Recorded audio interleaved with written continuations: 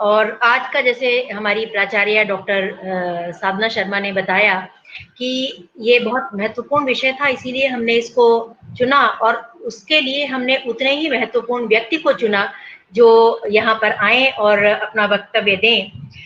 गंगा सहाय मीणा जी जवाहरलाल विश्वविद्यालय, नेहरू विश्वविद्यालय के भारतीय भाषा केंद्र में एसोसिएट प्रोफेसर के रूप में कार्यरत हैं। आप केवल एक शिक्षक ही नहीं हैं, बल्कि उतने ही समर्थ आलोचक, संपादक और कहानीकार भी हैं। आपकी कुछ प्रमुख कृतियां हैं आदिवासी चिंतन की भूमिका, आदिवासी और हिंदी उपन्यास, अस्मिता और अस्तित्व का संघर्ष आदि। डॉक्टर मीणा की कहानियां और शोध आलेख विभिन्न प्रमुख पत्र पत्रिकाओं में प्रकाशित होते रहे हैं। Doctor Meena golden research thoughts, सब लोग, अपनी माटी, मूक आवाज जैसी पत्रिकाओं के संपादन मंडल में भी शामिल रहे हैं। दलित आदिवासी संवाद लेखन पुरस्कार और यूजीसी रिसर्च अवार्ड जैसे पुरस्कारों से सम्मानित डॉक्टर गंगा सहाय मीणा जी आज हमारे बीच में हैं। हमारे लिए ये बहुत गर्व की बात है और अब मैं उन्हें आमंत्रित करती हूँ कि वे आए और जो हमारा विषय है आदिवासी साहित्य, स्थिति और संभावनाएं, इस विषय पर प्रकाश डालें। धन्यवाद। डॉक्टर मीणा। नमस्कार, क्या आप लोग मुझे सुन पा रहे हैं?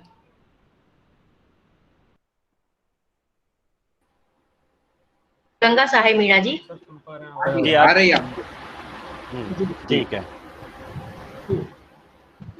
आप सबका इस कार्यक्रम में स्वागत है। आदरणीय प्राचार्य महोदया साधना शर्मा जी और आज की संयोजिका गीता शर्मा जी, आपका बहुत धन्यवाद मुझे ये अवसर देने के लिए और इस संवाद का अवसर मुहैया कराने के लिए हम सबको।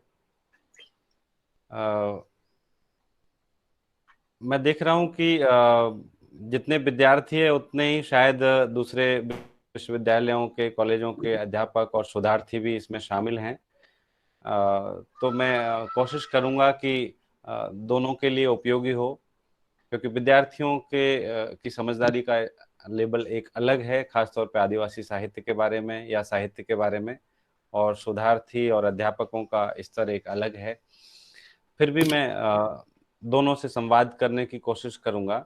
जैसा कि प्राचार्य महोदय ने कहा कि साहित्य में नए मुक्तिकामी आंदोलन सामने आए हैं।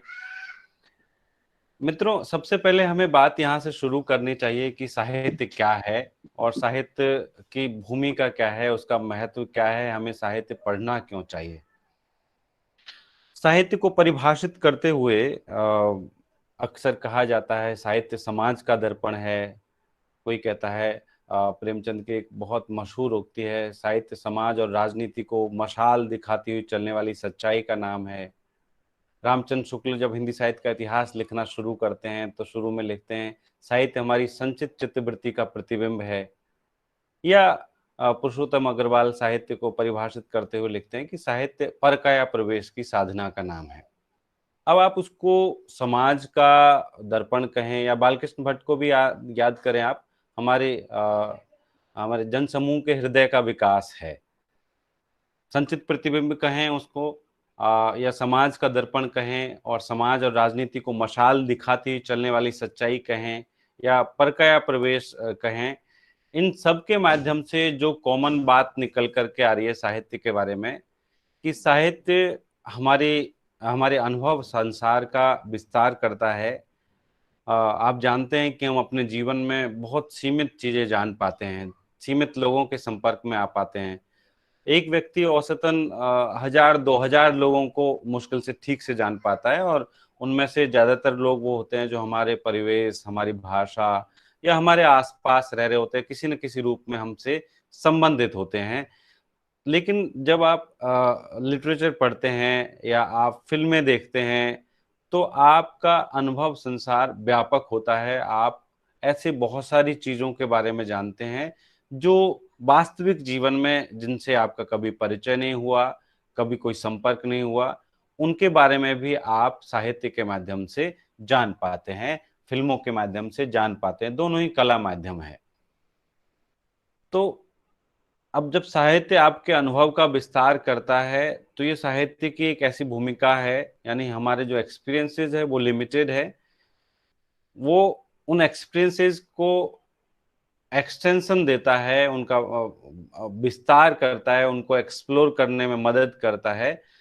तो अब स्वयं साहित्य का एक दायरा है, उस दायरे का विस्तार करने का काम ये तमाम जो मुक्तिकामी आंदोलन है और इनसे निकला हुआ साहित्य है, जिनकी तरफ साधना जी इशारा कर रही थी। यानी साहित्य तो एक व्यक्ति के अनुभव संसार का विस्तार करता है, कोई भी साहित्य, किसी भी भाषा का साहित्य हो, किसी भी देश का साहित्य हो, वो हमारे अनुभव संसार का विस्तार करता है, और स्वयं उस साहित्य के दायरे का विस्तार ये सारे मुक्तिकामी आंदोलन और विमर्शों से निकला हुआ साहित्य करता है। कैसे? साहित्य समाज से जुड़ा होता है, समाज के अलग अलग पहलुओं के बारे में बात करता है। तो व्यक्ति जब लिखने बैठता है तो सामान्य तौर पर वो अपने अनुभवों के दायरे में से कुछ चीजों का चुनाव करता है। हर किसी का एक अनुभव संसार है, आपके पास में सैकड़ों एक्सपीरियंसेस है अपने जीवन के। आप लिखने बैठते हैं, उनमें से खास अनुभवों का चयन करते हैं, अपने खास एक्सपीरियंसेस के बारे में आप लिखना चाहते हैं, लोगों को बताना चाहते हैं। आप अपने दोस्तों के साथ जब कॉलेज में आते हैं शेयर करते हैं, आज मेरे साथ ऐसा हुआ, कल मेरे साथ ऐसा हुआ। जो आपके क्लोज फ्रेंड्स हैं, जो आपके नज़दीकी मित्र हैं, उनके साथ आप शेयर करते हैं, तो इससे उनको भी पता चलता है कि देखिए फला के साथ ऐसा हुआ, हमें इस बात का ध्यान रखना चाहिए, या ये बड़ी दिलचस्प बात है। तो जैसे हम अपने अपने अनुभवों को शेयर करते हैं अपने दोस्तों के साथ, ऐसे रचनाकार के जो अनुभव का दायरा है, रचनाकार के बारे में कहा जाता है कोई भी जो राइटर है, कोई पोएट है, वो ज्यादा संवेदनशील होता है, ज्यादा सेंसिटिव होता है, और कहा जाता है कि जहां पर रवि ना पहुंचे वहां पर भी कवि पहुंच जाता है। यानी जहां पर सूरज की रोशनी नहीं पहुंचती वहां पर भी कवि की दृष्टि पहुंच जाती है।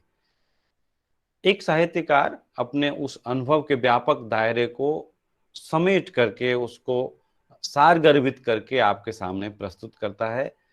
तो निश्चित तौर पर रचनाकार जिस समाज से आता है, जिस समुदाय में रहता है, जिस परिवेश में रहता है, वो परिवेश भी महत्वपूर्ण है, और उसके बारे में वो हमको बताता है। और हम इसीलिए हम अपने अनुभव संसार का विस्तार कह रहे हैं, क्योंकि हम उस रचनाकार की मदद से उस XYZ उसके भी अनुभव संसार को जानते हैं।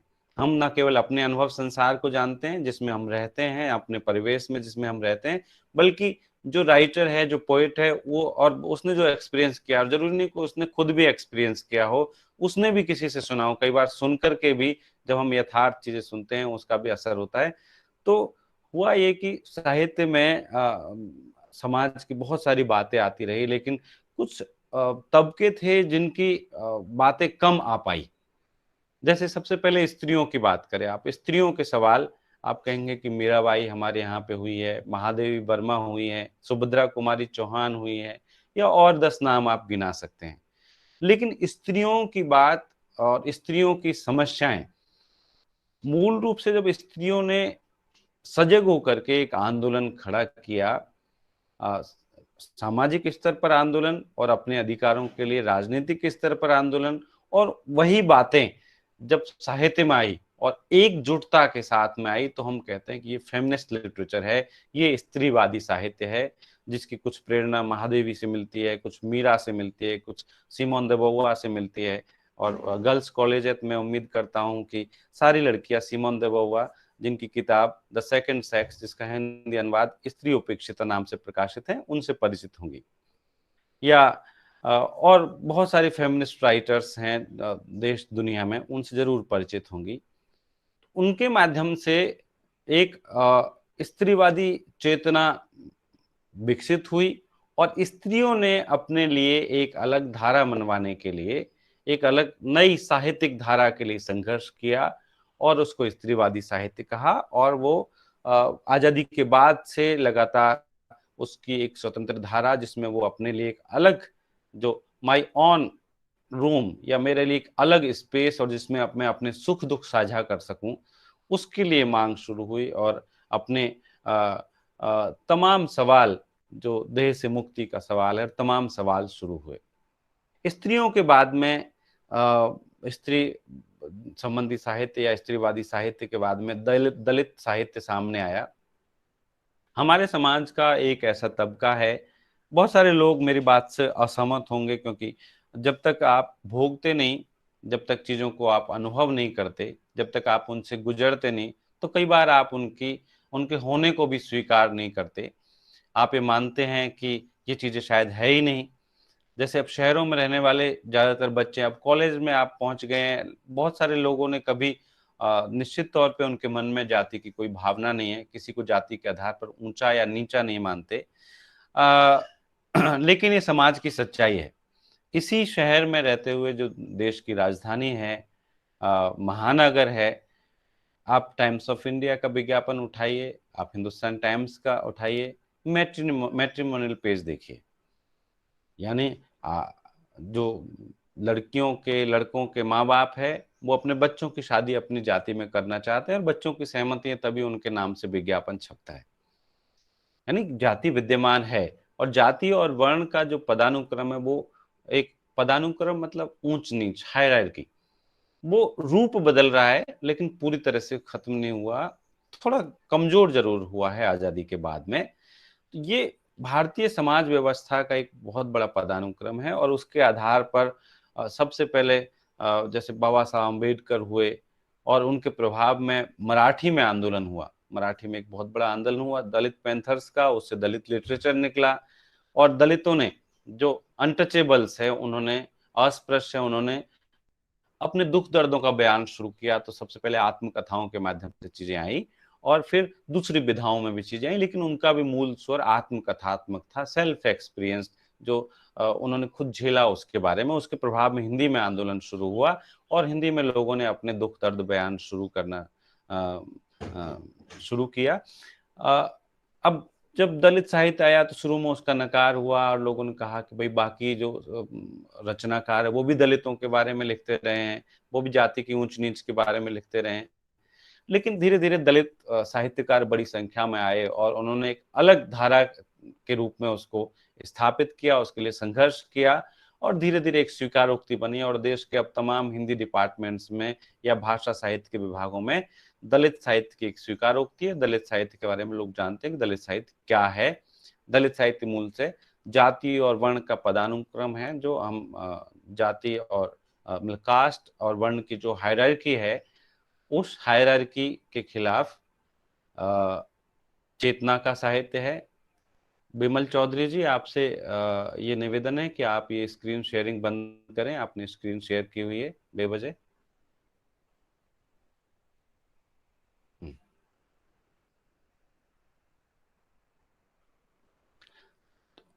दलित साहित्य के बाद में हिंदी की अकादमिक दुनिया में या भाषा साहित्य की अकादमिक दुनिया में आदिवासी साहित्य की बात होने लगी है। और मैंने देखा आपके पाठ्यक्रम में भी आदिवासी साहित्य का बहुत थोड़ा सा हिस्सा है। ये एक शुरुआत है। जैसा मैंने कहा शुरू में कि साहित्य हमारे अनुभव संसार का विस्तार करता है, और स्त्रीवादी साहित्य, दलित साहित्य और आदिवासी साहित्य स्वयं साहित्य के दायरे का विस्तार करते हैं। तो हम हमें एक ऐसी दुनिया से परिचित कराते हैं जिस दुनिया के बारे में हम प्रत्यक्ष तौर पर कम जानते हैं या नहीं जानते हैं। तो आदिवासी साहित्य आया तो सही, लेकिन आदिवासी साहित्य के बारे में काफी भ्रम लोगों के बीच में आज भी बने हुए हैं, और लोग जानना चाहते हैं। खासतौर पर मैं ग्रेजुएशन के विद्यार्थियों को ध्यान में रख करके बात कहना चाहता हूं कि ये साहित्य की का एक नया आंदोलन है, एक नई धारा है, जिससे आप सबको परिचित होना चाहिए। और ये देश के, मुख्य तौर पर देश के आदिवासियों के बारे में और उनके द्वारा रचित साहित्य के बारे में है। आदिवासियों की जिंदगी काफी बदल चुकी है, बात सच है, क्योंकि जब हम समाज विज्ञानों में आदिवासियों के बारे में बात करते हैं तो लोग कहते हैं कि भाई कौन से आदिवासियों की आप बात कर रहे हो, किस समुदाय की बात कर रहे हो, किस क्षेत्र की बात कर रहे हो, और उसमें भी किस वर्ग की आप बात कर रहे हो।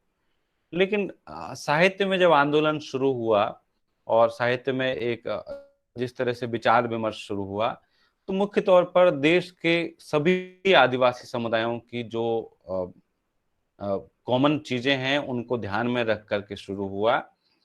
और इसको लेकर के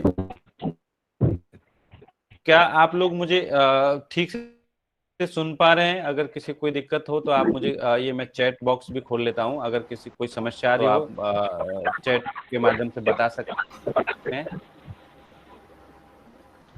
किसी ने माइक ऑन कर दिया है तो आवाज आ रही है, उससे डिस्टरबेंस हो रहा है, माइक अपना बंद करके। धन्यवाद, आप मुझे सुन पा रहे हैं इसके लिए। और हाँ जी, अजय ने माइक बंद कर लिया, अच्छा है। तो आदिवासी इसी देश का हिस्सा है, हर देश में आदिवासी रहते हैं। आदिवासी अक्सर कहते हैं जो सबसे पुराने निवासी है, मूल निवासी है, जो बाहर से लोग आए उनसे पहले रहते थे, जो ओरिजिनल सेटलर्स है, जो सबसे पहले यहाँ पे रहते थे। अब इसमें बहस हो सकती है कि उनको खदेड़ा गया जंगलों में बाहरी शासकों द्वारा, या उन्होंने अपनी इच्छा से जंगलों को चुना। ये एक अलग बहस का विषय है। लेकिन आजकल आजादी के बाद ठीक पहले और ठीक बाद में उनका मुख्य निवास स्थान जंगल है। वो जंगलों में रहते हैं और प्रकृति के साथ में उनका एक करीब का रिश्ता है।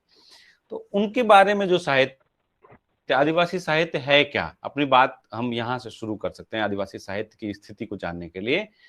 तो एक सरलीकरण ये हो सकता है, हालांकि चूंकि ग्रेजुएशन के विद्यार्थी है इसलिए इसमें ज्यादा गहराई में मैं नहीं जाना चाहता, लेकिन चूंकि शोधार्थी और अध्यापक भी जुड़े हुए हैं, कि भाई आदिवासियों के बारे में जो लिखा गया है वो आदिवासी साहित्य है। जैसा कि स्त्रियों के बारे में कहा गया, दलितों के बारे में कहा गया, लेकिन स्त्रियों ने भी इस बात को नकारा कि स्त्रियों के बारे में पुरुषों ने जो कहा है, पुरुष ही शोषक रहे हैं और पुरुष ही स्त्रियों के बारे में कुछ कहते हैं तो उसको हम स्त्री साहित्य नहीं मानेंगे। ऐसे दलितों ने सवाल उठाया और स्वानुभूति की बात पर जोर दिया। सेल्फ एक्सपीरियंस जो उनका है, यानी हमने जो भोगा है, हमने मैला उठाया है, हमने गंदगी उठाई है, हमने मरे हुए जानवरों को उठाया है, तो हमारा अनुभव अलग है, आप हमारे अनुभव के बारे में नहीं लिख सकते। लेकिन आदिवासी साहित्य को लेकर के जब बात शुरू हुई तो स्वानुभूति की बात बहुत जोर शोर से आदिवासी साहित्य के बारे में नहीं आई, और हमने सोच विचार करके निष्कर्ष निकाला, क्योंकि मैं भी इस मुहिम का शुरू से हिस्सा रहा हूं, कि भाई हम स्वानुभूति पे बहुत जोर नहीं देंगे, हम फिलॉसफी पे या दर्शन पे ज्यादा जोर देंगे। यानी आदिवासी साहित्य वो है जिसमें आदिवासी दर्शन है, क्योंकि जो स्वानुभूति का तर्क है वो एक सीमा से ज्यादा आपका साथ नहीं दे सकता। आप जैसे स्त्रीवादी साहित्य और दलित साहित्य के बारे में अगर आप समझना चाहते हैं कि ये भाई ये क्या है, तो उसके बारे में जो स्वानुभूति की बात करते हैं, मेरा वीडियो मुझे नहीं दिख रहा है, क्या आप लोग मुझे देख पा रहे हैं? आवाज तो आ रही है, कई लोगों ने बताया, शायद दिख ही रहा होगा। ठीक देख पा रहे हैं सर। ठीक है, ठीक है, धन्यवाद। तो जो स्वानुभूति की बात करते हैं, मान लीजिए दलितों ने कहा कि भाई हम तो उनको नहीं मानते उनकी बात, क्योंकि वो तो हमारे शोषक रहे हैं, वो हमारे बारे में कैसे लिख सकते हैं। या स्त्रियों ने कहा, तो देखिए जो साहित्य होता है वो सिर्फ अपने बारे में नहीं हो सकता। साहित्य तो हमने जब बात ही शुरू की तो हमने कहा कि हमारे अनुभव संसार को व्यापक करता है, उसका विस्तार करता है। तो जब व्यक्ति लिखता है सिर्फ अपने बारे में नहीं लिखता। आपने कोई नॉवल पढ़ा, उसमें नॉवल में आप जैसे गोदान आप पढ़ते हैं, प्रेमचंद का गोदान, तो अक्सर हम ये डिबेट करते हैं उसमें कि भाई जो प्रेमचंद खुद हैं उसका उनका कैरेक्टर यानी लेखक सबसे ज्यादा किस पात्र में दिखाई पड़ता है आपको, होरी में दिखाई पड़ता है या मेहता साहब में दिखाई पड़ता है? लेखक किसके मुंह से ज्यादा बोलता है? यानी एक कैरेक्टर सामान्य तौर पर ऐसा हो सकता है, होता है जो लेखक के आसपास हो, लेखक के व्यक्तित्व के आसपास हो, लेखक जिसके माध्यम से अपनी बातें कहना चाहता है। लेकिन कोई उपन्यास में, कोई कहानी में या कोई कविता में सामान्य तौर पर सिर्फ एक कैरेक्टर नहीं होता। आप सिर्फ अपने बारे में नहीं कहते। जब आप दलित हो तो आप सवर्णों के बारे में भी कहते हो। अगर आप ये दावा करते हैं कि भाई मेरा लिखा हुआ ही प्रामाणिक है क्योंकि मैंने झेला है, तो फिर आप अपने बारे में प्रामाणिक लिख सकते हो, सामने वाले के बारे में कैसे प्रामाणिक लिखेंगे? यानी स्त्रियों ने जो पुरुषों के बारे में लिखा, दलितों ने जो सवर्णों के बारे में लिखा, वो कैसे प्रामाणिक होगा? यानी फिर हम इस निष्कर्ष पर पहुंचे कि ये अनुभूति की प्रामाणिकता एक सीमा तक ठीक है कि हाँ भाई, मैला उठाने का दर्द हर कोई नहीं जान सकता, और चमड़ा उठाने का दर्द हर कोई नहीं जान सकता, लेकिन दूसरों के बारे में भी हम लिखते हैं, इसलिए अनुभूति की प्रामाणिकता के बजाय हमें अभिव्यक्ति की प्रामाणिकता की बात करनी चाहिए। यानी हम जो लिख रहे हैं वो कितना प्रामाणिक बन पाया है, और जिस उद्देश्य के लिए लिख रहे हैं कि भाई आपने कोई कहानी पढ़ी और वो कहानी जाति के सवाल पर है या जेंडर के सवाल पर है, और उस कहानी को पढ़ने के बाद आपको ये महसूस हो कि जाति व्यवस्था बहुत खराब चीज है, इसको तुरंत खत्म होना चाहिए, या आपको ये महसूस हो कि ये जेंडर, ये मेल है, ये फीमेल है, इसके आधार पर जो भेदभाव है वो खत्म होना चाहिए, क्योंकि ये बड़ी खराब चीज है, ये और ज्यादा नहीं चल सकता, ये बर्दाश्त नहीं किया जा सकता। अगर एक रचना को पढ़ते हुए आपको ये बात महसूस होती है, तो मुझे लगता है कि उस रचना का उद्देश्य सफल हो गया। इसलिए अभिव्यक्ति की प्रामाणिकता ज्यादा महत्वपूर्ण है, और इसलिए हमने कहा कि भाई आदिवासी दर्शन होना चाहिए। जिसकी रचना में आदिवासी दर्शन है वो उसको हम आदिवासी साहित्य कह सकते हैं। फिर आदिवासी दर्शन क्या है, उसको लेकर के रांची में 2012-13 में गोष्ठी हुई, और उसमें उसको रांची घोषणा पत्र कहते हैं। आदिवासी दर्शन के 14-15 सूत्र बनाने की कोशिश की कि भाई ये चीज हो सकती है।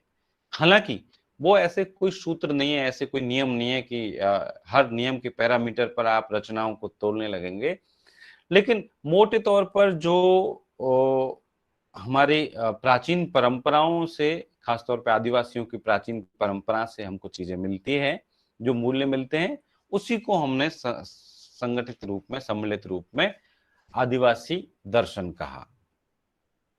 अब आदिवासी दर्शन भी हो गया, उसकी विशेषताएं एक दो आपको बता देता हूं। जैसे सामूहिकता, आदिवासी दर्शन सामूहिकता में यकीन करता है, कभी अकेले में यकीन नहीं करता कि भाई मेरा उत्थान हो, मैं आगे बढ़ूं। समूह, सभी लोग साथ में चले, सभी का भला हो, पूरी सृष्टि बची रहे। और ये एक ऐसी विशेषता है जिसको आप समझिए कि ये बाहरी समाज और साहित्य से काफी अलग करती है आदिवासी साहित्य को। किस प्रकार से? आदिवासी दर्शन को आप हिंदी साहित्य का इतिहास पढ़ेंगे, और रामस्वरूप चतुर्वेदी की किताब है हिंदी साहित्य स्वरूप और संवेदना, या क्या है कुछ इस तरह से जो किताब है, उसमें रामस्वरूप चतुर्वेदी इस बात पर जोर देते हैं कि आधुनिक काल इसलिए महत्वपूर्ण है कि आधुनिक काल आकर के मनुष्य सारे चिंतन के केंद्र में हो गया। भाई भक्ति काल में मनुष्य, ईश्वर ने मनुष्य का रूप लिया, और आदिकाल में मनुष्य के पराक्रम की बात हुई, और आदिकाल इसलिए महत्वपूर्ण हो गया कि सारा का सारा चिंतन ना ईश्वर के बारे में था, ना कोई नकली पराक्रम के बारे में था, मनुष्य सारे चिंतन के केंद्र में है। अब आदिवासी दर्शन इस बात को नकारता है। आदिवासी दर्शन नकारता ये कहता है कि जो आप मनुष्य केंद्रित विकास कर रहे हो, इसमें बहुत प्रॉब्लम है, बहुत समस्या है, क्योंकि आप हमारी विविधता का सम्मान नहीं कर रहे हो। जो सृष्टि की विविधता है, डाइवर्सिटी, पूरी सृष्टि बहुत डाइवर्स है। इसमें आवाज नहीं आ रही है, ऐसा किसी ने लिखा है क्या? ये बात सच है, आवाज नहीं आ रही है? नहीं सर, अभी तो क्लियर आ रही है आवाज। क्लियर आ रही है, ठीक है। हाँ, तो ये इन्होंने लिखा है रोहित रोहित सिंह परिहार। तो अब जो सर नहीं आ हमारी, रही थी, अभी क्लियर आ रही है। ठीक है, जो हमारी डाइवर्सिटी है, विविधता है, यानी हमको हर चीज को बचाना है, सिर्फ मनुष्य को नहीं बचाना। अब ये मनुष्य केंद्रित विकास कर लिया, मनुष्य के लिए और सुविधाएं चाहिए, और सुविधाएं चाहिए, और सुविधाएं चाहिए। तो अब उसका परिणाम क्या हुआ कि आज हम वास्तव में जितने भी विकास कर लिया, हमने एक विनाश के कगार पे खड़े हैं। एक वायरस एक वायरस ने हमको परास्त कर दिया। एक वायरस के आगे पूरी दुनिया झुकी हुई है, और हमारा भविष्य पता नहीं है। हम दिल्ली में हैं, मैं दुआ करता हूं कि सब लोग बचे रहें, लेकिन आज ये स्थिति है कि हमने इतना डेवलपमेंट कर लिया, लेकिन हम अपने लोगों को मरने से नहीं बचा पा रहे। हम लोगों की नौकरियां जाने से नहीं बचा रहे, करोड़ों लोगों की नौकरियां चली गई। हम अपने पर्यावरण को नहीं बचा पा रहे, क्योंकि हमने मनुष्य के लिए तो बहुत सुख सुविधाएं जुटाई, हमने प्रकृति के बैलेंस को डिस्टर्ब कर दिया। प्रकृति का जो एक बैलेंस है, एक डाइवर्सिटी से अपने आप एक इकोसिस्टम डेवलप होता है, उस इकोसिस्टम को हमने डिस्टर्ब कर दिया है। तो इसका मतलब जो विकास का रास्ता हमने चुना उसमें प्रॉब्लम है, उसको हमको दुरुस्त करने की जरूरत है, उस पर विचार करने की जरूरत है। और इसलिए भी आदिवासी साहित्य महत्वपूर्ण है कि जब हम अब वैकल्पिक विचारों पर ध्यान दे रहे हैं, उनकी तरफ उन पर विचार कर रहे हैं, क्योंकि दर्शन क्या है, आदिवासी दर्शन या कोई दर्शन मतलब देश और दुनिया को देखने का हमारा नजरिया, चीजों को हम कैसे देखते हैं। तो आदिवासी दर्शन इसमें आपको एक रास्ता मुहैया कराता है, एक रास्ता दिखाता है कि हाँ ऐसे भी चीजों को देखा जा सकता है। और बहुत सारे जो आजकल पर्यावरण को लेकर के सम्मेलन होते हैं, उनमें आदिवासियों को खास तौर पर बुलाया जाता है, उनसे उनका पक्ष पूछा जाता है कि भाई आप क्या सोचते हैं इस चीज पे, क्योंकि लोगों को लगता है कि ये शायद एक ऐसी दृष्टि इसमें छुपी हुई है जिससे पूरी सृष्टि बच सकती है, और आदिवासी दर्शन इसी के पक्ष में है कि पूरी सृष्टि बची रहे। इसको एक और उदाहरण के माध्यम से मैं समझूं कि हमने क्या किया कि हमने जो हमारी सृष्टि में बड़ी खूबसूरत चीजें हैं, उन सबको हमने मान लिया प्राकृतिक संसाधन, उनका हम दोहन करना चाहते हैं, हमारे मुनाफे के लिए इस्तेमाल करना चाहते हैं। हमने विकास का रास्ता चुना, वो मुनाफे पर केंद्रित है, हमको लाभ चाहिए, किसी भी कीमत पर लाभ चाहिए। अब किसी भी कीमत पर लाभ चाहिए तो हम अपने सगों को भी नहीं छोड़ते। तो फिर परिणाम क्या होता है, जब ये सोच आगे बढ़ती है तो इसमें हमने अपने, जब सगों को भी नहीं छोड़ रहे आप नुकसान पहुंचाने से, जिन्होंने आपकी मदद की उनके कंधों पे पांव रख करके आप आगे बढ़ना चाहते हैं और उनको खत्म कर देना चाहते हैं आप, तो आप प्रकृति की क्या सोचेंगे। आपने कोयला घोटाले के बारे में सुना होगा, मनमोहन सरकार के वक्त कोयला घोटाले की बड़ी खबर आई और अखबार में बहुत बड़ा शीर्षक बना, और हम उसमें सिफर गिन रहे थे, हम शून्य गिन रहे थे, कितने शून्य, कितने लाख करोड़ का घोटाला है। लेकिन हमने कभी ये नहीं सोचा कि ये जो कोयला जहां से निकाला गया, जहां पर एक खदानें बनाई गई, वो उससे किसको प्रभाव पड़ा, वहां पर कौन रहता था, कौन विस्थापित हुआ, हमने इसके बारे में नहीं सोचा। लेकिन एक और उदाहरण मैं आपके सामने देता हूं। वेदांता बहुत बड़ी कंपनी है। वेदांता उड़ीसा में न्यामगिरी पहाड़ पर अपना प्लांट लगाना चाहती थी और उसने लगाया भी। तो वहां पर स्थानीय लोगों ने उसका विरोध करना शुरू किया। स्थानीय लोगों ने कहा कि भाई हमको, जो वहां पे डोंगरिया कौंद नाम से आदिवासी रहते हैं, उन्होंने कहा हमको ये डेवलपमेंट नहीं चाहिए, आपकी वेदांता नहीं चाहिए।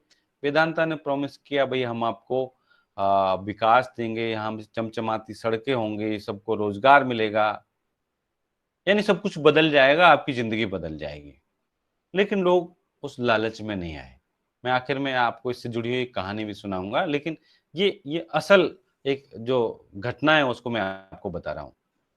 तो कुछ एनजीओज ने मदद की, स्थानीय आदिवासी की, जो वहां के आदिवासी थे उनकी मदद की, और मामला धीरे धीरे कोर्ट और सुप्रीम कोर्ट तक पहुंच गया। तो सुप्रीम कोर्ट ने कहा कि भाई वहां पर जो 12 ग्राम सभाएं हैं, उन 12 ग्राम सभाओं से पूछा जाना चाहिए कि उनको वेदांता चाहिए कि नहीं, यानी कोई बड़ी फैक्ट्री या ये डेवलपमेंट चाहिए कि नहीं चाहिए उनको। तो ग्राम सभाओं में बैठकें हुई और 12 की 12 ग्राम सभाओं ने नकार दिया। उन्होंने सुप्रीम कोर्ट में अपनी अर्जी दी और कहा कि नहीं, हमको वेदांता नहीं चाहिए, न्यामगिरी हमारा पिता है, हजारों वर्षों से हमारा संरक्षण करता रहा है, इसलिए हमको ये न्यामगिरी चाहिए, हम इसी के आश्रय में रहना चाहते हैं। ये आदिवासी दर्शन है, जो एक पहाड़ को अपना पिता मानते हैं, नदी को अपनी मां मानते हैं। कहने को आप कह देंगे कि भाई हिंदू भी नदी को मां मानते हैं, गंगा मां, यमुना मां, लेकिन मां के साथ कैसा बर्ताव करते हैं? क्या सच में आप मां मानते हैं? आप अपनी माँ के साथ ऐसा ही बर्ताव करते हैं कि उसमें नालियां सारी उसी में मोड़ दें, शहर भर का जो कूड़ा करकट है, गंदगी है, सीवर लाइन है और जो जितनी भी गंदगी है हमारे समाज की, वो सारी उस नदी में डाल दें। माँ के साथ तो ऐसा बर्ताव नहीं किया जाता, माँ की सेवा की जाती है, माँ के साथ में माँ माँ का ख्याल रखा जाता है। आदिवासियों का वो रिश्ता है माँ पिता और जंगल पहाड़ नदियों के साथ में, तो वो सामूहिकता, विविधता, सह अस्तित्व। सह अस्तित्व क्या है कि हम बने हुए हैं, आप भी बने रहिए, किसी को खत्म होने की जरूरत नहीं है, सबको बचना है, सबको बचाना है, पूरी सृष्टि को बचाना है। और बहुत ही दिलचस्प चीज मैं आपको बताऊं, जब सब चीजें ठीक हो जाएंगी तो मैं खासतौर पर विद्यार्थियों की जो नई सोच के हैं उनसे निवेदन करूंगा, एक बार कभी रांची जाएंगे आप घूमने के लिए, किसी छुट्टी में आप रांची जाइए। रांची से 40-50 किलोमीटर दूर, अभी आपने देखा 2 दिन पहले 9 तारीख को बिरसा मुंडा का शहादत दिवस था, वो 40-50 किलोमीटर दूर एक डोम्बारी पहाड़ी है, डोम्बारी बुरु बोलते हैं, बुरु मतलब पहाड़, डोम्बारी पहाड़ी है वहां पर, उसको आप देखें तो वहां जाएंगे आप कि आपको जो निजी संपत्ति की धारणा है वो पूरी तरह से गायब मिलेगी। पर्सनल प्रॉपर्टी कि ये मेरा फोन है, ये मेरा कपड़ा है, ये मेरा खेत है, प्लॉट है, ये हमारा मकान है, ये जो हमने निजी संपत्ति इसी के लिए सारी लड़ाइयां शुरू कर दी है, 1 इंच जमीन नहीं देंगे। आपने चीन का स्टेटमेंट सुना होगा, वहां पे जाइए आप, कोई जमीन किसी की नहीं है, कोई पेड़ किसी का नहीं है, कोई पहाड़ किसी का नहीं है, आम लगे हैं आपको आम खाने, आप खा लीजिए, आप मुनाफे मुनाफे के लिए इस्तेमाल नहीं कर सकते। आप कटहल लगा हुआ है, आप कटहल खा लीजिए, खूब सब्जी बनाइए, 1-2 घर ले आइए, लेकिन मुनाफे के लिए इस्तेमाल नहीं कर सकते। या और कुछ है, जो भी प्रकृति ने दिया है वो सबका है। आज 2020 की मैं बात कर रहा हूं, आप सोचिए कि कितनी अलग विचारधारा है, कितना अलग दर्शन है, और जिसके बारे में हम जानते भी नहीं और जानना भी नहीं चाहते। बाहरी समाज में क्या है, जब भी आदिवासी का नाम आता है लोग अरे नक्सली है, जिसका भी जो भी आदिवासी के बारे में कुछ दो बात करता है उसको या तो नक्सल से जोड़ देंगे, या नक्सल से नहीं जोड़ेंगे तो आप उसको, बिमल चौधरी जी फिर से आप क्या प्रेजेंट कर रहे हैं?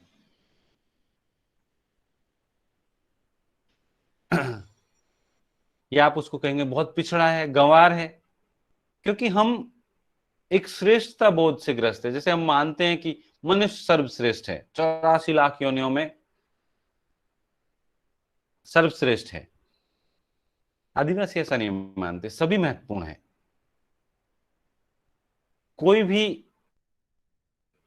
ना केवल कोई प्राणी, बल्कि नदी नाले पहाड़ जंगल सब कुछ महत्वपूर्ण है, और कुछ भी अगली नहीं है। हम कहते हैं अरे देखो ये लड़का या ये लड़की कितनी अगली है, कितने गंदे हैं, किसी को काले होने की वजह से, किसी को नाटा होने की वजह से, किसी को और किसी वजह से, उस किसी इलाके विशेष के वजह से।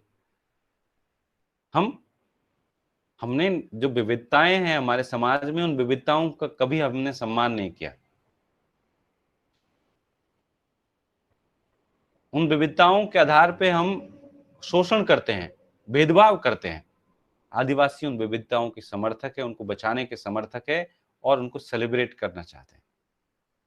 ये दर्शन की भिन्नता है कि सब कुछ को बचाना है। तो ये आदिवासी साहित्य आया कब? आदिवासी साहित्य का इतिहास, अब कई लोग कहेंगे, चूंकि मैंने भी अपनी बातचीत में कहा, स्त्रीवादी साहित्य आया, दलित साहित्य आया, फिर आदिवासी साहित्य आया।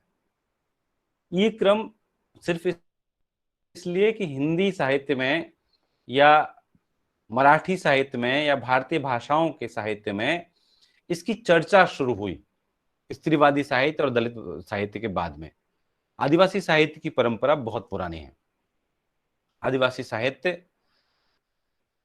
जब से इंसान ने अपने आप को क्रिएटिव ढंग से एक्सप्रेस करना शुरू किया, सृजनात्मक ढंग से अपने आप को अभिव्यक्त करना शुरू किया, तब से साहित्य, और सभी समुदायों में साहित्य, और आदिवासी साहित्य तो है ही। क्योंकि आदिवासियों के बीच में एक उक्ति बहुत मशहूर है, नाची से बाची। ये रामदयाल मुंडा का एक कथन है। रामदयाल मुंडा जो राज्यसभा सदस्य भी थे, रांची विश्वविद्यालय के कुलपति भी थे, अमेरिका के विश्वविद्यालय में पढ़ा करके आए थे, वहां पे कई साल तक पढ़ाया, बड़े इंटेलेक्चुअल है। उन्होंने कहा जो नचेगा वो बचेगा। और आदिवासी जीवन में नाचने का, गाने का बहुत ज्यादा इंपॉर्टेंस है, रचने का। और वो कोई एक व्यक्ति नहीं, ऐसे नहीं कि ये एसी रूम मैंने बंद कर लिया और इसमें टेबल पे बैठ करके, अपना कुर्सी टेबल बैठ करके कुछ लिख रहा हूं। पूरा समुदाय साथ में रचता है। और वो ये मानते हैं कि ये नाचना और गाना हमारी जिंदगी का हिस्सा है, सामूहिक रूप से नृत्य करना और गाने गाना और गाने रचना। तो उनको हम कहते हैं पुरखा गीत। लोकगीत नहीं कह रहे, पुरखा गीत कह रहे हैं। लोकगीत तो बाहरी समाज में बहुत सारी चीजें चलती है जो लोक और शास्त्र की अवधारणा है। अब देखें, कोई भी अवधारणा अपने से पैरेलल अवधारणा से परिभाषित होती है। जैसे मैं कहूं लोक, तो लोक के पैरेलल एक है शास्त्र। लोक शास्त्र क्या है? शास्त्र वो नियम है, प्राचीन ग्रंथ हैं जो हमको जिंदगी जीना सिखाते हैं, नियमित करते हैं। वेद, पुराण, गीता, बाइबल, कुरान, वो सब हमको जीना सिखाते हैं और तरीका सिखाते हैं, बांधते हैं कि भाई ऐसे करना चाहिए, ऐसे करना चाहिए। उसके पैरेलल जो शास्त्रीय परंपरा से इतर है वो लोक है। तो अब ये बाहरी समाज के, और शास्त्र क्या करता है, कुछ चीजों को पवित्र बना देता है कि ये शास्त्र सम्मत है इसलिए पवित्र है, इस पे आप सवाल नहीं खड़े कर सकते। और जो लोक है उसमें ऐसी कोई बात नहीं, लोक में आप खूब संवाद करिए, खूब सवाल करिए। लेकिन लोक और शास्त्र एक दूसरे के विरोधी, एक दूसरे के पैरेलल, समानांतर अवधारणाएं हैं। आदिवासियों के यहां कोई शास्त्र नहीं है, कोई पवित्र, कोई कुरान या रामायण या गीता कुछ नहीं है। तो अब कोई शास्त्र नहीं है तो कोई लोक भी नहीं है, इसलिए हम उनको जो मौखिक परंपरा का साहित्य है, पुराना साहित्य, उसको हम पुरखा साहित्य कहते हैं। वो हमारे पुरखों ने, एंसेस्टर्स ने हमको दिया है। वो एंसेस्टर्स हमको लगातार अपने गाते नाचते आए और हमको दिया और हमने वो सीखा उनसे, इसलिए वो पुरखा साहित्य है। एक बात और, जैसे हम मानते हैं कि भाई कई सारे कला माध्यम, मैंने कहा फिल्में भी है, चित्रकारी है, नाचना है, गाना है, कोई वाद्य यंत्र बजाना है, बहुत सारे कला माध्यम है। और हम कहते हैं कि यार देखो ये बढ़िया है, ये खराब है। आदिवासी मानते हैं कि कोई भी कला ऊंची या नीची नहीं है, सब एक दूसरे के साथ जुड़ी हुई है। वहां पे ऐसा नहीं कोई एक अलग लेखक है एक लेखक है, एक नर्तक है, एक गायक है, नहीं। एक ही व्यक्ति लिखता भी है, नाचता भी है, गाता भी है, कोई वाद्य यंत्र है उसको बजाता भी है। तो कोई भी कला माध्यम श्रेष्ठ नहीं है, सभी कला माध्यम एक दूसरे से जुड़े हुए हैं और सभी का व्यक्ति आचरण करता है। तो जो पुरखा साहित्य है, पुरखा परंपरा है, वो बहुत महत्वपूर्ण है, क्योंकि उसमें आदिवासी दर्शन अपने मूल रूप में विद्यमान है। आप देखेंगे पिछले 200 सालों में तो काफी संस्कृतिकरण हुआ है। संस्कृतिकरण क्या है? जब आपने देखा होगा, आप अपने आसपास ये चीज को जरूर आप नोटिस करिएगा, आप अपने घर में भी, अपने आसपास में। एम.एन. श्रीनिवास एक समाज विज्ञानी, उन्होंने संस्कृतिकरण की अवधारणा दी। उन्होंने कहा कि जो नीची समझी जाने वाली जातियां हैं समाज में, वो क्या करती हैं, ऊंची समझी जाने वाली जातियों जैसा आचरण करने लगती हैं, उनसे आचरण सीखती हैं और उससे कुछ समय बाद वो अपने आप को ऊंचा क्लेम करने लगती है। आपने देखा हो कई लोग अपना सरनेम नहीं लगाते या चेंज करके लगाते हैं। कई लोगों के घरों में कभी नामकरण संस्कार, जनेऊ संस्कार, ये संस्कार, गृह प्रवेश, ये सब नहीं होता था पहले, लेकिन अब होने लग गया। पंडित जी को बुलाने लग गया हर चीज के लिए। ये संस्कृतिकरण हो रहा है, क्योंकि पहले पंडित आपके घर में आते भी नहीं थे, आपको छूते भी नहीं थे।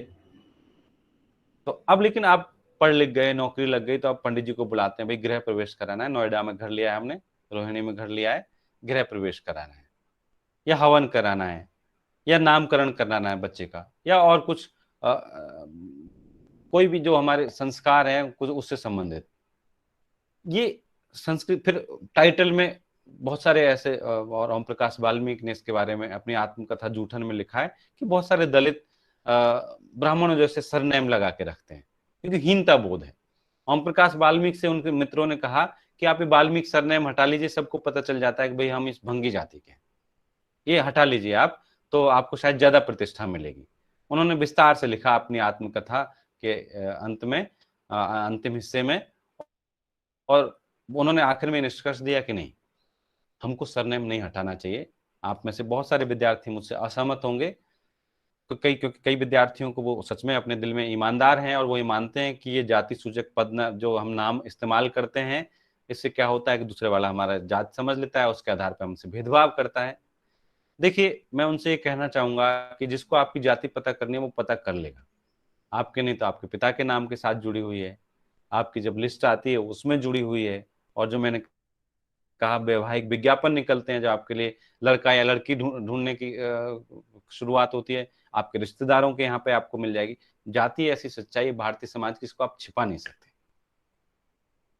एक सच है।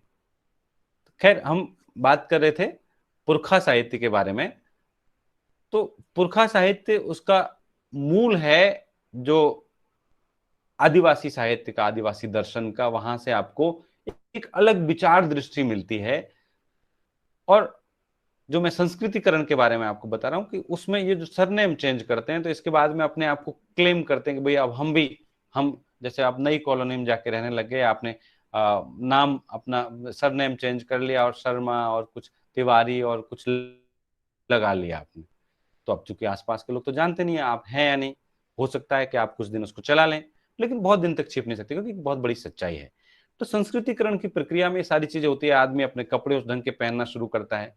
अब कोई, मैंने कुर्ता पहना हुआ है, किसी को कोई कहे, जैसे जहां पे मैं पढ़ता था ग्रेजुएशन के दिनों में, तो मेरे मकान मालिक कहते थे, मैं गमछा रखता था अपने कंधे पे, वो कहते थे क्या गमछा रखा हुआ है, ये तो पिछड़ेपन की निशानी है। तो फिर कैसे रहना चाहिए कि पैंट शर्ट पहन के और अच्छे से बेल्ट वेल्ट लगा के और अच्छे से रहना चाहिए। अब आप और ज्यादा तथाकथित सभ्य समाज में जाएंगे, वो कहेंगे आपको टाई वाई लगा के रखना चाहिए। बहुत सारे स्कूलों में इस तरह की बाध्यता है, ऑफिसेज में बाध्यता है। तो इसमें कई लोग मानते हैं कि अच्छा कोट पहनना, टाई लगाना, इस तरह के कपड़े पहनना, इससे आपका सामाजिक स्तर सुधरता है, आपको बड़ा रेस्पेक्ट मिलता है। ये संस्कृतिकरण की प्रक्रिया में बहुत सारी चीजें हम करते हैं। तो पिछले 200 सालों में बाहरी समाज के संपर्क में आने के बाद से आदिवासियों में भी काफी सांस्कृतिक रूप से बदलाव हुआ है। इसलिए पुरखा साहित्य का महत्व यह है कि पुरखा साहित्य हमको मूल रूप में ले जाता है कि मूल आदिवासी दर्शन क्या है, उसके मूल्य क्या है, उसके माध्यम से हम उन चीजों को जान पाते हैं। जैसे आप कोई एक रचना पढ़ना चाहे, आप में से जो विद्यार्थी है, जो शोधार्थी है, जो अध्यापक साथी रुचि रखते हैं, मैं उनसे कहूंगा कि इंसाइक्लोपीडिया मुंडारिका जनरली लाइब्रेरीज में मिल जाती है, या शायद ऑनलाइन भी फ्रीली डाउनलोड के लिए अवेलेबल है। इंसाइक्लोपीडिया मुंडारिका, मैं तो अभी पिछले साल अंकारा विश्वविद्यालय टर्की में पढ़ाने के लिए गया, तो देखा वहां की लाइब्रेरी में थी। तो ऐसे दुर्लभ किताब नहीं है ये। इसके संपादक और संपादक हैं फादर हाफमैन। ये मुंडारी गीतों का संकलन है, इसमें 3000 मुंडारी गीत है, और इसके अलावा मुंडाओं के बहुत सारी परंपराओं के बारे में, बहुत सारी चीजों के बारे में, उनके मुंडारी भाषा की डिक्शनरी है, इन सब कुछ मुंडाओं के बारे में। तो उसके गीतों का आप अध्ययन करिए और आप वहां से जो आदिवासी दर्शन क्या है उसको समझ सकते हैं। आपको वो कठिन लगे, दुर्लभ लगे, मिले नहीं, तो उस हिंदी में भी मुंडारी गीतों का संकलन हुआ है, बिहार हिंदी ग्रंथ अकादमी से छपा है। उसका नाम है बांसुरी बज रही है। ये जगदीश त्रिगुणायत ने एक संकलन तैयार किया है मुंडा गीतों का, वो बांसुरी बज रही है, आप पढ़िए। तो जो प्रिंसिपल मैम ने एक बात शुरू में कही थी कि विद्रोह की चेतना और वगैरह वगैरह के ये उनके साथ भेदभाव हुआ है और शोषण के खिलाफ एक चेतना है। मैं यहाँ पे एक चीज जोड़ना चाहूंगा उस संदर्भ में कि ये भी एक सरलीकरण है। जब हम चूंकि स्त्रीवादी साहित्य और दलित साहित्य के बाद में आदिवासी साहित्य को पढ़ने के आदी हैं, इसलिए कुछ उसकी विशेषताओं को इस पर भी आरोपित कर देना चाहते हैं। आदिवासी साहित्य में विद्रोह हो या विद्वेष हो ऐसा आवश्यक नहीं है। लोगों के कमेंट सारे मैं पढ़ नहीं पा रहा, आखिर में पढ़ूंगा। आप अपने सवाल, अगर आपके इससे संबंध में, व्याख्यान के संबंध में कोई सवाल है तो मैं आपसे गुजारिश करता हूं कि वो कहीं लिख करके रख लें, और जब मेरी बात खत्म हो जाएगी करीब 20 मिनट में, तो आप अपने सवाल यहाँ पर कमेंट बॉक्स में डालें, चैट बॉक्स में डालें, तो मैं उससे उनको देख पाऊंगा और उन पर बोल पाऊंगा। तो ये विद्रोह या जो विद्रोह की चेतना जिसको हम कहते हैं बार बार, और उसको बहुत महिमा मंडित करते हैं कि भाई तोड़ दो, फोड़ दो और लड़ लो, उनको हरा दो सामने वाले को, ये प्रतिरोध की चेतना, ये आदिवासी साहित्य की कोई अनिवार्य विशेषता नहीं है। बांसुरी बजरई में आपको कोई ऐसा गीत ही नहीं मिलेगा जो किसी दूसरे समुदाय से लड़ाई के लिए या कोई विद्रोह करने के लिए, कोई प्रतिरोध करने के लिए आपको उकसाता हो। आदिवासी साहित्य क्या है? आदिवासी दर्शन सहजता का दर्शन है, सरलता का दर्शन है। प्रकृति है, हम हैं, उसके साथ में हमको जीना है बिना किसी का नुकसान किए, सब बाकी लोग भी जीते रहे, हम भी जीते रहे। इतनी सरल बात है। ऐसा नहीं कि आदिवासियों ने विद्रोह नहीं किए, बहुत बड़े आंदोलन किए हैं। जैसे आजादी की लड़ाई की बात करते हैं हम, तो आजादी की लड़ाई को हम शुरू मानते हैं कि आजादी की पहली लड़ाई 1857 से ठीक 2 साल पहले संथाल हूल हुआ। संथालों का बहुत बड़ा आंदोलन और अंग्रेजों से सीधी लड़ाई, सीधी टक्कर। वो संथाल हूल इतिहास में कोई जगह नहीं दी गई। 1-2 लाइन में कहीं किसी इतिहासकार ने, जो लेफ्ट ओरिएंटेड, थोड़े से प्रोग्रेसिव खुद को मानते हैं, उन्होंने उसको 1-2 लाइन में जगह दे दी, लेकिन भारत के पहले स्वाधीनता संग्राम के बारे में के रूप में उसको कभी याद नहीं किया गया। जबकि संथाल हूल या बिरसा का उलगुलान, बिरसा मुंडा जिनका 1875 में जन्म हुआ और 1900 में उनको जेल में उनका निधन हो गया, सिर्फ 25 वर्ष जिए, लेकिन उन्होंने उलगुलान नाम से बहुत बड़ा आंदोलन किया। इन आंदोलनों का महत्व यह है, क्योंकि आप आदिवासी साहित्य पढ़े हैं, उसके बारे में जाने, इनका महत्व यह है कि जो भारतीय स्वाधीनता आंदोलन की लड़ाई है, वो शुरू में सामंतवाद से उनकी कोई लड़ाई नहीं है। सामंतवाद और पूंजीवाद के साथ साथ प्रेमचंद बार बार इस बात को रेखांकित करते हैं, बाद में राय साहब के बारे में कहते हैं, खन्ना साहब के बारे में गोदान में कहते हैं कि देखिए ये राय साहब हैं और ये 2 बार जेल जा चुके हैं, या स्वाधीनता की लड़ाई में जेल जाते रहते हैं, लेकिन वही राय साहब किसानों का शोषण करते हैं। जो खन्ना साहब मिल मालिक हैं, वही किसानों, वो मजदूरों का शोषण करते हैं। यानी जो स्थानीय सामंतवाद है और उसके साथ नई प्रवृत्ति पूंजीवाद आ गई, उससे स्वाधीनता की लड़ाई नहीं लड़ती। जो स्वाधीनता के हमारे लड़ाके हैं वो ब्रिटिश साम्राज्यवाद से तो लड़ते हैं, लेकिन हमारे अपने अंदर के जातिवाद, सामंतवाद या पुरुषवाद या पूंजीवाद, उनसे नहीं लड़ते। आप मित्रों, एक बात और कहूंगा, खासतौर पे नए विद्यार्थियों से मैं, ये जो आइडेंटिटी लिटरेचर है, इसको परखते वक्त एक बात बड़े ध्यान से, आप जब कोई भी रचना आप पढ़ें तो एक चीज हमेशा नोटिस करिए, चाहे वो स्त्रियों की लिखी हुई रचना है, दलितों की लिखी हुई रचना है। दीपा, आप अपना माइक बंद करें प्लीज।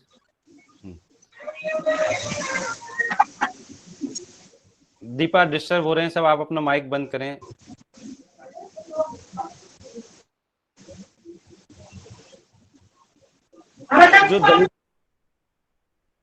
जो दलितों की लड़ाई है, स्त्रियों की लड़ाई है या आदिवासियों की लड़ाई है, उनका जो लिखा हुआ है, उसको एक बार इस पैमाने पर आप तोड़ने की कोशिश करें, इस तरह से समझने की कोशिश करें कि देखिए, मुझे अपने लिए मुक्ति चाहिए, ठीक है, मेरे साथ में बड़ा भेदभाव हुआ, लेकिन क्या आपका मुक्ति का विजन क्या है? आप किस तरह की मुक्ति चाहते हैं? उस विजन को भी तलाशने की जरूरत है, उसको टटोलने की जरूरत है। जैसे कोई स्त्री है, वो अपने लिए मुक्ति चाहती है, पुरुष शोषक है, सब बदमाश है, बहुत हमेशा दोगले हैं, चीटिंग करते हैं लेकिन उस स्त्री की जाति के सवाल पर क्या राय है? यानी दलितों को लेकर वो कितनी संवेदनशील है, आदिवासियों को लेकर कितनी संवेदनशील है, अपने अधीन काम करने वाले दूसरे लोगों के प्रति जो आर्थिक रूप से कमजोर है उनके प्रति कितने संवेदनशील है, उसकी सभी भूमिकाएं तलाशनी चाहिए उस साहित्य को पढ़ते वक्त भी, क्योंकि साहित्य में अनायास ये चीजें आती है, आप रोक नहीं सकते इसको। आपको जैसे आप दलित हैं तो आप सिर्फ जाति के सवाल पे नहीं लिखेंगे, आपके यहाँ स्त्रियां भी आएंगी, आप स्त्रियों के साथ कैसा बर्ताव करते हैं, उनको किस ढंग से प्रस्तुत करते हैं, उनके सवालों को किस ढंग से उठाते हैं एक दलित होते हुए। यानी आपका जो विजन है ये व्यवस्था खराब है, बहुत लोग कहते हैं व्यवस्था खराब है, लेकिन इस व्यवस्था के बदले में आप कौन सी व्यवस्था बनाना चाहते हैं? जो व्यवस्था आप बनाना चाहते हैं उसमें स्त्रियों के लिए क्या जगह होगी, उसमें दलितों के लिए क्या जगह होगी, उसमें गरीबों के लिए क्या जगह होगी, उसमें आदिवासियों के लिए क्या जगह होगी। आपने देख लिया कि इतनी बड़ी बड़ी सड़कें, चमकदार सड़कें बना दी, 50-50 मंजिल की इमारतें बना दी, 30-40 मंजिल की इमारतें पूरे नोएडा में भरी पड़ी है। किसने बनाई वो सारी इमारतें? जिन्होंने बनाई उनको एक संकट आया, आपने उनको भूखे मरने के लिए छोड़ दिया। यानी आपके विजन में प्रॉब्लम है, आपकी इन इमारतों में प्रॉब्लम है। आपका विजन समानता का विजन नहीं है, आपका विजन पूरी दुनिया की बेहतरी का विजन नहीं है। उसको इस दृष्टि से आपको परखने की जरूरत है, हर किसी को, आप किसी को मत छोड़िए इससे।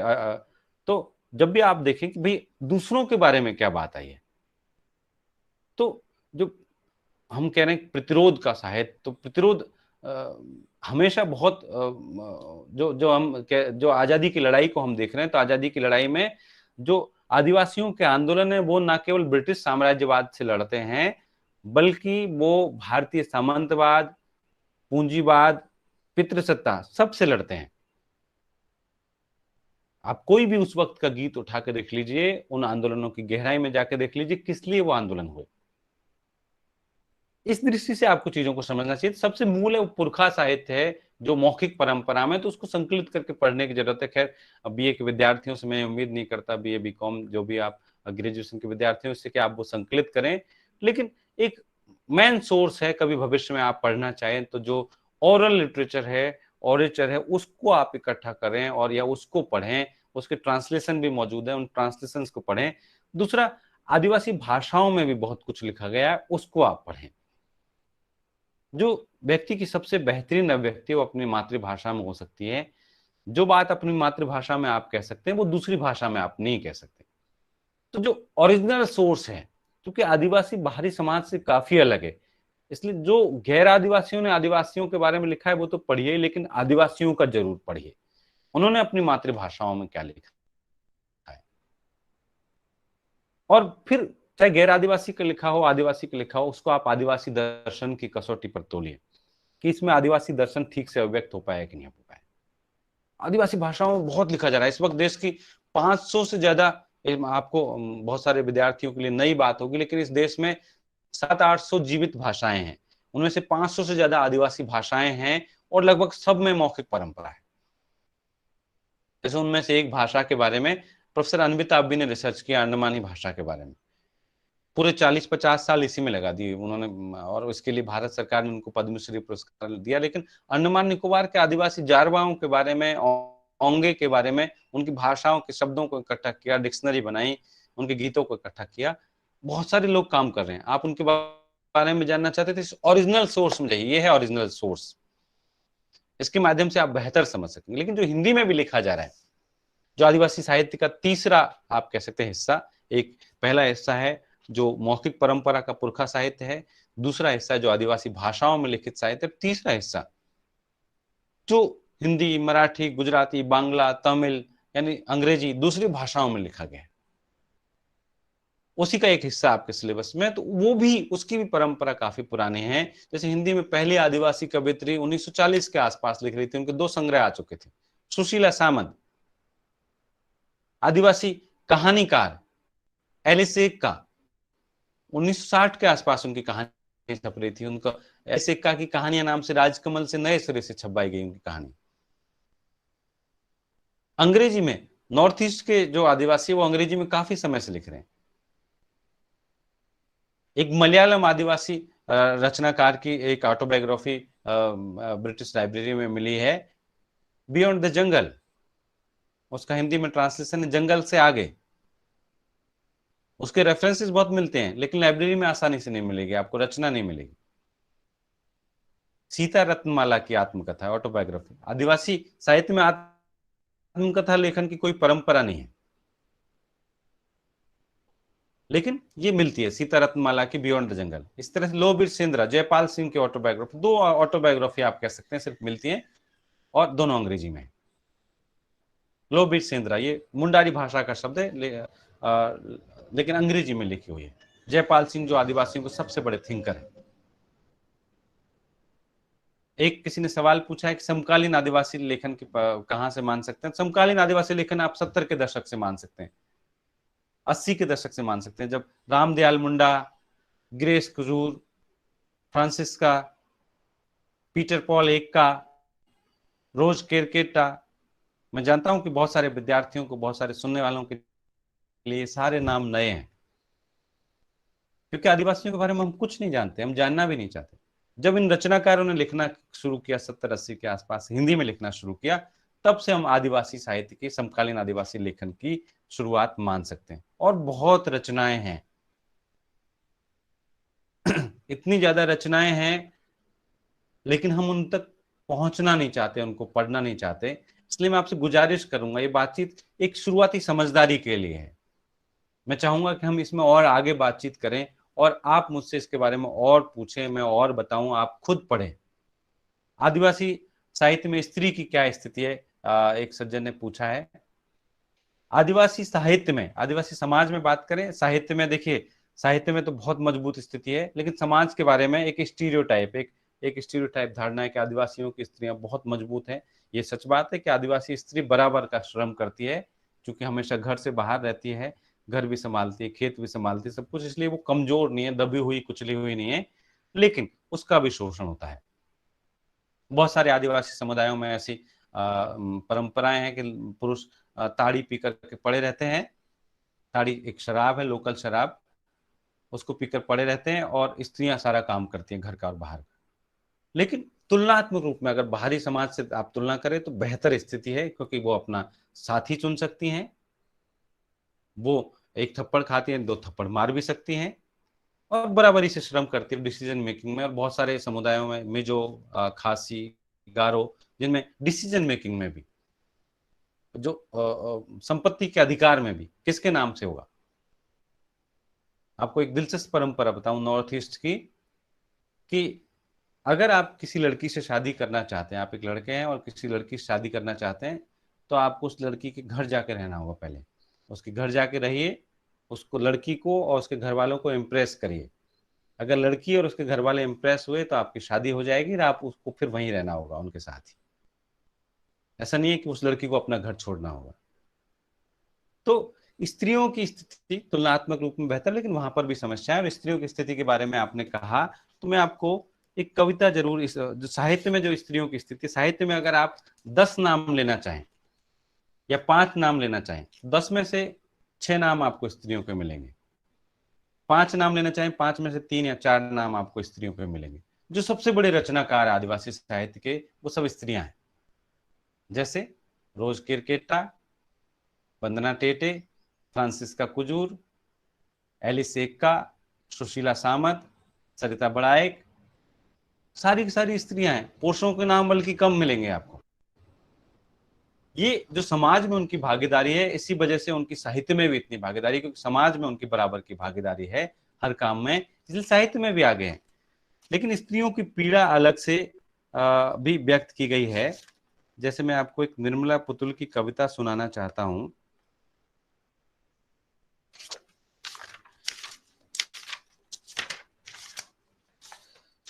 बहुत सारे लोगों ने एक कविता सुनी होगी, फिर भी मैं एक बार फिर से सुना देता हूं।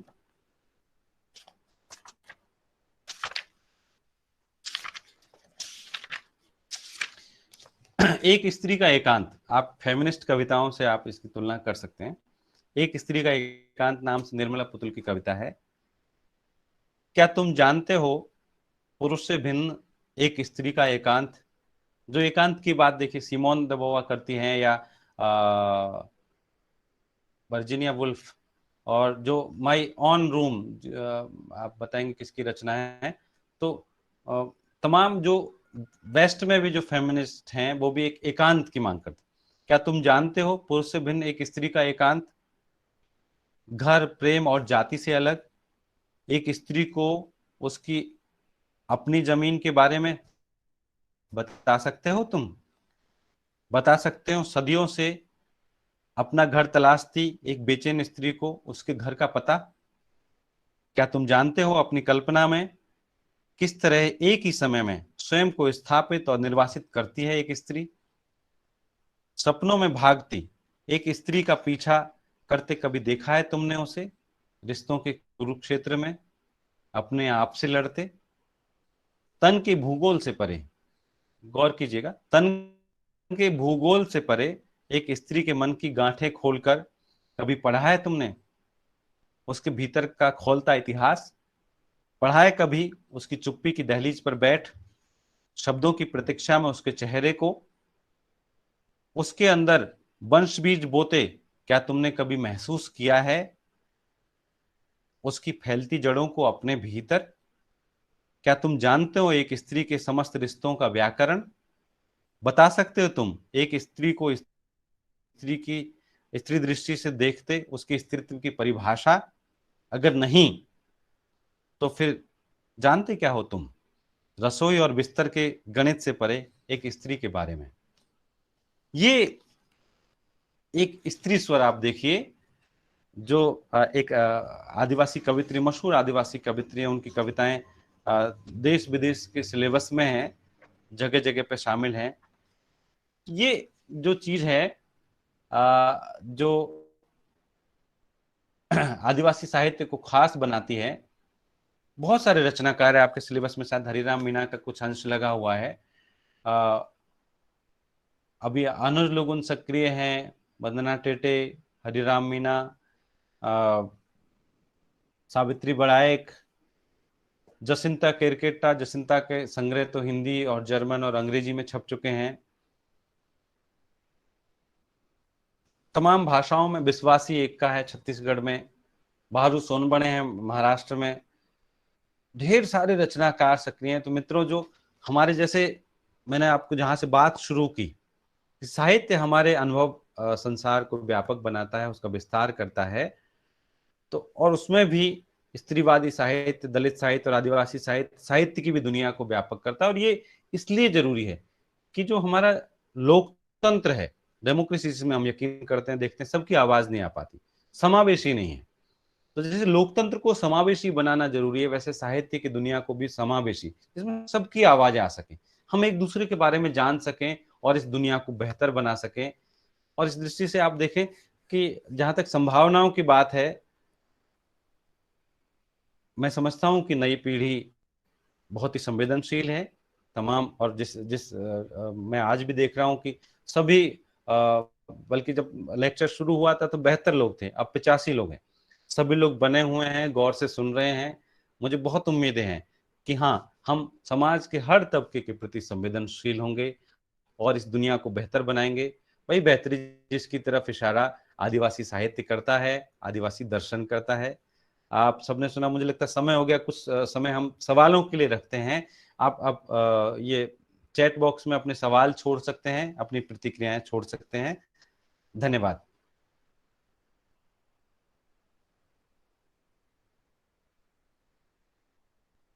मैं पढ़ने की कोशिश करता हूं।